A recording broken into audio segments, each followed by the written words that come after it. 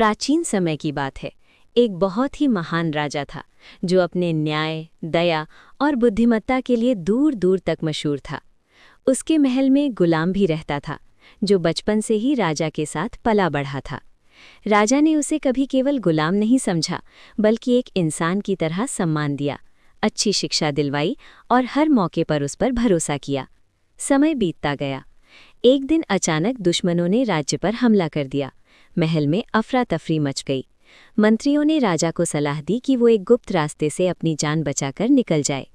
राजा निकलने ही वाला था कि उसका वफादार गुलाम आगे आया और बोला, महाराज, अगर मेरी जान देकर आपकी जान बच सकती है तो इससे बड़ा सौभाग्य मेरे लिए कुछ नहीं। राजा ये सुनकर हैरान रह गया। उसने कहा, तुम मेरे साथ क्यों नहीं चलते? मैं तुम्हें आज़ाद कर दूंगा। गुलाम ने सिर झुकाकर जवाब दिया, महाराज, गुलाम की पहचान उसकी वफादारी होती है और राजा की पहचान उसका साहस। मैंने गुलामी विरासत में पाई है और वफादारी भी। गुलाम दुश्मनों के सामने डट कर खड़ा हो गया।